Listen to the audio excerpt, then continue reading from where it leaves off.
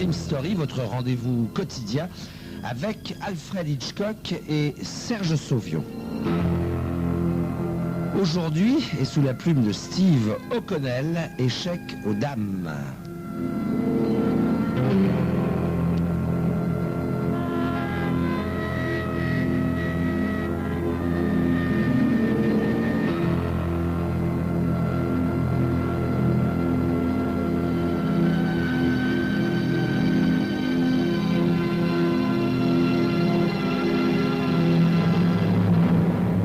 Je suis un honnête citoyen et je paie mes impôts, dis-je avec raideur. Alors quand vous aurez fini de mettre à sac ma propriété, j'exige que tout soit mis exactement dans l'état où vous l'avez trouvé. Ne vous inquiétez pas, monsieur Warren, dit l'inspecteur Littleton. Tout sera mis en place, que nous trouvions quelque chose ou non. Bien entendu, il fait allusion au corps de ma femme. Seulement, jusqu'ici, il n'a strictement rien trouvé. Pourtant, Dieu sait qu'il se donne du mal, le petit inspecteur Littleton. Ces hommes ont pratiquement défoncé tout mon jardin. La pelouse de devant ressemble à un champ labouré et ils ont l'air bien partis pour démonter ma maison morceau par morceau. Tiens, ne les voilà-t-il pas qui transportent un marteau-piqueur au sous-sol? Littleton, lui, est tranquillement installé à la cuisine avec moi et sirote son café, l'air parfaitement sûr de lui. La surface totale des États-Unis est de 9 347 679 km², dit-il. Elle comprend des montagnes et des plaines, des villes et des terres de culture, des déserts et des cours d'eau. Et pourtant, quand un homme tue sa femme, il choisit systématiquement de l'enterrer dans les confins de sa propriété. C'est sûrement l'endroit le plus sûr, me dis-je. Si on enterre sa femme dans les bois, il y a toujours un boy scout pour faire un trou là où il ne faut pas et découvrir ce qu'il ne faut pas découvrir. Quelle est exactement la superficie de votre terrain ? Demande Littleton avec un sourire à peine narquois. 18 mètres sur 45. Vous rendez-vous compte, inspecteur, que j'ai travaillé pendant des années pour avoir ce terreau dans mon jardin. Vos hommes ont retourné la terre jusqu'au sous-sol et maintenant, je vois des traces d'argile jaune partout. Eh oui, monsieur Warren, mais voyez-vous, j'ai bien peur que vous ayez d'autres sources d'ennui que la couche arable de votre jardin. De la fenêtre de la cuisine, je vois tout ce qui se passe dans la cour de derrière.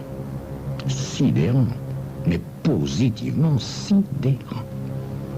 Sous la surveillance de la police, une demi-douzaine de manœuvres municipaux sont en train de creuser des tranchées. Littleton aussi observe la scène. Nous sommes très méticuleux, monsieur Warren. Nous analyserons la suite de votre cheminée et nous passerons au tamis les cendres de votre chaudière. J'ai le chauffage au mazout, dis-je, en me versant une nouvelle tasse de thé. Et je n'ai pas tué ma femme, inspecteur. En fait, je n'ai aucune idée de l'endroit où elle se trouve. Hein? Alors, comment expliquez-vous son absence? Mais je ne me l'explique pas, inspecteur. Émilie s'est contentée de faire sa valise pendant la nuit et de me quitter. Évidemment, évidemment, fait Littleton. Mais votre femme était assurée pour 200 000 $, non? Hein? Et vous en êtes le bénéficiaire. C'est exact, inspecteur. Cette assurance a certes été un facteur important dans ma décision. Mais ce n'était pas là mon véritable mobile. En fait, je me suis débarrassé d'Émilie parce que je ne pouvais tout simplement plus la supporter. Je ne prétendrai pas que lorsque je l'ai épousée, j'étais la proie d'une passion dévorante. Loin de là. Mais pour un homme comme moi, qui considère que le mariage doit être un arrangement commode et non une idylle romantique, Émilie était la candidate idéale. Ni jolie, ni laide, elle était quelconque, silencieuse, timorée. Mais il est quand même stupéfiant de voir comment, Une fois établie dans la sécurité du mariage, la femme la plus quelconque, silencieuse, timorée, peut se transformer en mégère. Enfin, elle aurait pu au moins se montrer reconnaissante. « Comment vous entendiez-vous avec votre femme ?» demande soudain Littleton. Bon, vous savez, inspecteur, nous n'étions pas toujours d'accord, mais enfin, n'est-ce pas là le cas de tous les couples? Possible, monsieur Warren. Mais selon vos voisins, les querelles entre votre femme et vous étaient quasi incessantes. Par voisin, il fait certainement allusion à Fred et Wilma Trevor. Notre propriété étant un terrain d'angle, leur maison est la seule à toucher la nôtre. La voix d'Émilie portait-elle aussi loin? Possible, après tout. Car plus ma femme prenait de volume, plus le volume de sa voix augmentait. En tout cas, s'obstine Littleton, vous vous êtes disputé la nuit de la disparition de votre femme. Fred Trevor affirme avoir entendu un hurlement sinistre en provenance de votre maison. Sinistre? Ben oui, c'est le mot qu'il a employé, M. Warren. Et la même nuit, vers 2 heures du matin, il a entendu un bruit émanant de votre cour. Alors il est allé à sa fenêtre et là, dans le clair de lune, il vous a vu creuser dans votre jardin. Et il a réveillé sa femme. Les misérables espions, dis-je entre mes dents. C'est donc comme ça que vous avez su. Oui. Mais pourquoi vous êtes-vous servi d'une si grande boîte? C'est la seule que j'ai pu trouver, voyez-vous, inspecteur, bien qu'elle soit loin d'avoir les dimensions d'un cercueil. Oui, c'est possible, voyez-vous. Mais quand Fred Trevor et sa femme ont parlé de ça le lendemain matin, ça leur a donné à réfléchir à tous les deux, voyez. Et quand vous leur avez annoncé que votre femme était partie en voyage, sans dire quand elle reviendrait, ils ont fini par conclure que vous aviez, comment dire, réduit le corps de votre femme à des dimensions plus modestes, pour l'enterrer plus facilement, voyez. Intéressant, inspecteur, très intéressant. Mais qu'avez-vous trouvé au juste? Littleton a pour la première fois un air très embarrassé. Hein? Nous avons trouvé un chat mort. Seulement, au début, vous avez nié avoir enterré quoi que ce soit, et c'était le chat de votre femme. La pauvre Mette a eu de toute évidence le crâne fracassé. Peut-être l'avez-vous tué parce que sa présence vous rappelait votre femme? Ou parce que le chat vous avait vu vous débarrasser du corps de votre femme et qu'il aurait bien pu nous conduire... Je lui souris avec un rien de commisération. Voyons, inspecteur, voyons. Hein? Tout de même. Vous savez, fait-il en rougissant, il est arrivé que des animaux creusent à l'emplacement où leur maître a été enterré. Hein? Oui, je sais. Généralement, c'est plutôt les chiens. C'est vrai, je le reconnais. Enfin, pourquoi pas un chat? Effectivement, pourquoi pas un chat? Mais Littleton, apparemment convaincu du ridicule de son hypothèse, change de sujet. Quand on nous avertit de la disparition de quelqu'un, M. Warren, nous avons pour habitude d'envoyer des messages par l'intermédiaire du bureau des personnes disparues. Et puis nous attendons. Presque automatiquement, au bout d'une semaine, 2 maximum, la personne disparue rentre chez elle, la plupart du temps quand elle se trouve à court d'argent, voyez. Oui, mais dans ce cas, inspecteur, pourquoi n'avoir pas fait la même chose pour Émilie? Je suis sûr qu'elle rentrera d'ici quelques jours. Pour autant que je sache, elle n'avait sur elle que quelques centaines de dollars, et dépensière comme elle devrait bientôt se retrouver à bout de ressources. Voyez-vous, M. Warren, quand nous avons comme élément en présence une femme qui disparaît, une personne qui entend des hurlements et 2 témoins d'un enterrement mystérieux au clair de lune dans un jardin, nous reconnaissons tous les symptômes d'un crime. Voyez, nous ne pouvons pas nous permettre d'attendre. Moi non plus. Après tout, le corps d'Émilie ne se conservera pas indéfiniment. C'est pour ça que j'ai tué le chat et que je me suis arrangé pour me faire voir en train d'enterrer la boîte. Mais je réplique néanmoins d'un ton acide. Et c'est sur la base de tels symptômes, comme vous dites, que vous saisissez aussitôt vos bêches pour dévaster la propriété d'un honnête citoyen. Je vous préviens que je porterai plainte si chaque pierre, chaque brindille et chaque morceau de terreau n'est pas placé exactement là où il se trouvait. Et puis, poursuivit Littleton sans se troubler le moins du monde, et puis il y a une tache de sang sur la moquette de votre salon. Inspecteur, je vous assure qu'il s'agit de mon propre sang. J'ai accidentellement cassé un verre et je me suis blessé à la main. Je lui montre la coupure en train de se cicatriser, mais il ne paraît pas du tout impressionné. Une couverture pour justifier cette tache de sang, dit-il. D'ailleurs, cette blessure, vous vous l'êtes faite volontairement. Bien entendu, il a raison. Il me fallait cette tache sur la moquette, au cas où les autres éléments n'auraient pas suffi à convaincre la police d'effectuer des fouilles.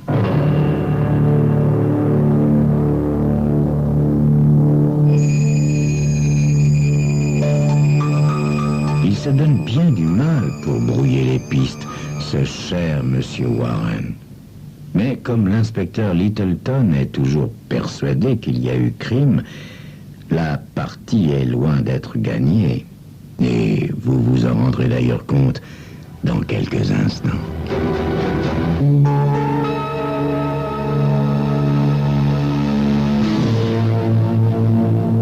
C'est à ce moment-là que j'aperçois Fred Trevor accoudé à la barrière qui sépare nos deux terrains, en train d'observer les hommes de Littleton qui continuent à tout saccager. Fred est un petit homme, plutôt chétif, au regard de chien battu. Je ne sais pas s'il a toujours eu cet air-là ou si c'est une conséquence de son mariage. Il faut dire que sa femme, Wilma, dans le genre mégère hystérique et volumineuse, n'a rien à envier à Émilie.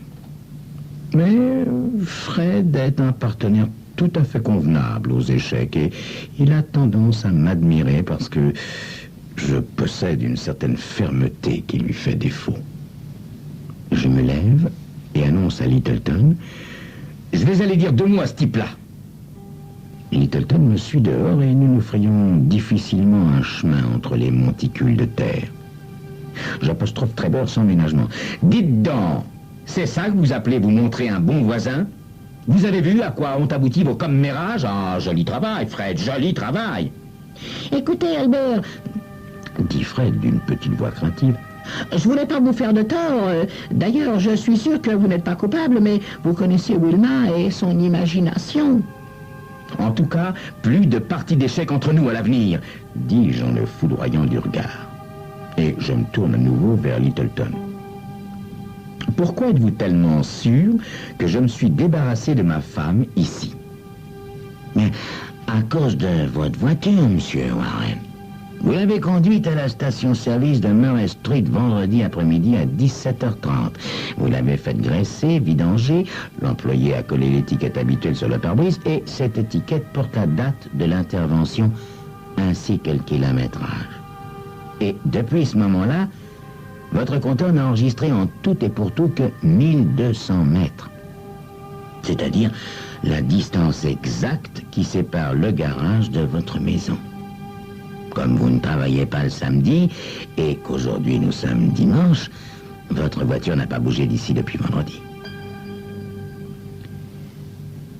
J'avoue que j'espérais bien que la police remarquerait cette étiquette.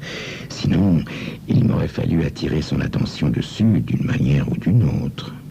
Et comme le terrain vague le plus proche est à 3 kilomètres, personne n'allait supposer que j'aurais pu transporter sur mon dos les 85 kilos d'Émilie.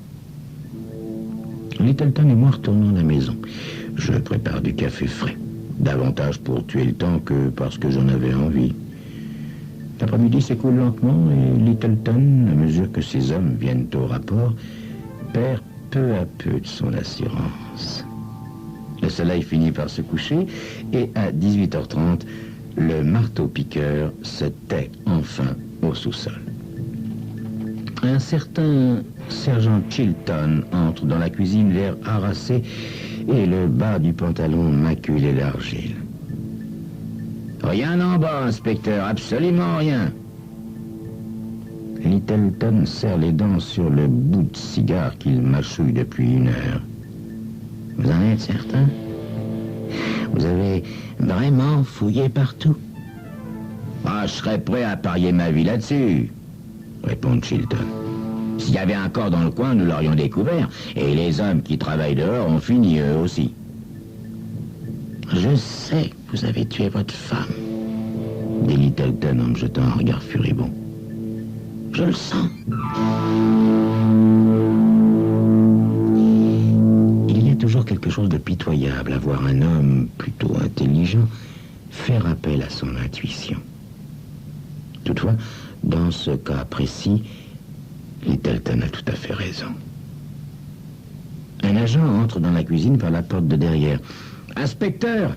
dit-il, tout essoufflé. « Je viens de parler à ce type-là, Trébert, vous savez, le voisin. »« Oui, et alors ?» demande Littleton. « Eh ben, il dit que ce monsieur Warren possède un cottage près d'un lac dans le comté de Byron. » Alors là, je manque lâcher ma tasse de café et mon visage a sûrement dû changer de couleur. Mais Littleton ne s'aperçoit de rien. Il se lève d'un bond, se frotte les mains et se met à rire. Nous y voilà. Qu'est-ce que je vous disais, hein? Ils les enterrent toujours dans leur propriété. Chilton, va chercher les projecteurs et dis à tout le monde de plier bagages. Il se tourne vers moi avec un grand sourire. Alors, monsieur Warren, où se trouve-t-elle cette petite retraite? Écoutez, inspecteur, je refuse absolument de vous le dire. Et je vous interdis, vous m'entendez? Je vous interdis de toucher à un seul mètre carré de ce terrain. J'ai dépensé 5000 $ pour améliorer cette propriété depuis que je l'ai achetée. Et il est hors de question que vous et vos vandales la mettiez à sac. Dites plutôt que vous avez l'intention d'aller là-bas cette nuit pour déterrer le corps de votre femme et l'enterrer ailleurs. Allez, monsieur Warren, ne nous compliquez pas les choses. Il nous suffirait de 2 coups de téléphone pour localiser votre cottage. Oui, évidemment, il a raison. Alors, la mort dans l'âme, je lui donne l'adresse. Il ne m'écoute même pas le menacer du pire s'il reproduit là-bas le chantier qu'il a fait ici. Après le départ de Littleton et de sa horde sauvage, je me laisse tomber dans un fauteuil du salon après m'être servi un whisky bien tassé. Quelle déveine! Mon Dieu, non mais quelle sacrée déveine! Il est presque minuit quand on frappe légèrement à la porte de derrière. Je me lève pour aller ouvrir. C'est Fred Trébert, l'air tout penaud. Je suis désolé, Albert, je suis vraiment désolé. Oh, nom du ciel, Fred. Mais qu'est-ce qui t'a pris d'aller leur parler de mon cottage, hein? Qu'est-ce qui t'a pris? Oui, je sais, Albert, c'est tellement idiot. J'ai bavardé avec le sergent et ça m'a échappé. Si tu savais comme je m'en veux. J'ai du mal à contrôler ma fureur. Mais est-ce que tu te rends compte, imbécile, qu'ils vont tous saccager? Quand je pense au mal que je me suis donné pour avoir enfin une belle pelouse... J'aurais pu continuer à fulminer pendant des heures, mais je finis tout de même par me ressaisir et à demander à Fred... Au fait, Fred, ta femme est endormie? Ah oui, elle dort toujours d'une traite. Elle ne se réveillera pas avant demain matin. J'enfile mon manteau et nous allons à côté dans le sous-sol de Fred. Le corps d'Émilie est étendu dans un endroit frais, sous quelques toiles. Cette cachette temporaire était idéale. Willman descend au sous-sol que les jours de lessive. Fred et moi ramenons Émilie à la maison et la descendons dans ma cave. L'endroit a l'air d'un vrai champ de bataille. Nous laissons tomber Émilie dans un des trous les plus profonds et la recouvrons de 50 cm d'argile et de terre. Fred a l'air un peu inquiet. T'es sûr qu'ils vont pas la découvrir? Mais évidemment, voyons. Il n'y a pas de meilleure cachette qu'un endroit déjà fouillé. Demain, l'équipe va revenir, les trous sont comblés et le sol refait. Nous remontons ensuite à la cuisine où je nous sers un whisky bien mérité. Albert, faut-il vraiment que j'attende toute une année? Me demande Fred plaintivement. Absolument, Fred. Nous ne pouvons pas nous permettre d'éveiller des soupçons. Dans un an environ, tu pourras assassiner ta femme et je la garderai dans mon sous-sol jusqu'à ce qu'ils aient fini de fouiller ton terrain. Quand même, ça fait longtemps à attendre avec Wilma, soupire Fred. Mais nous avons joué à pile ou face, sans tricher, et c'est toi qui as gagné. Il boit une gorgée de son whisky et me regarde d'un air un peu hésitant. Dis, tu parlais pas sérieusement, Albert? Quand ça? Pas quand tu as dit que tu ne jouerais plus aux échecs avec moi.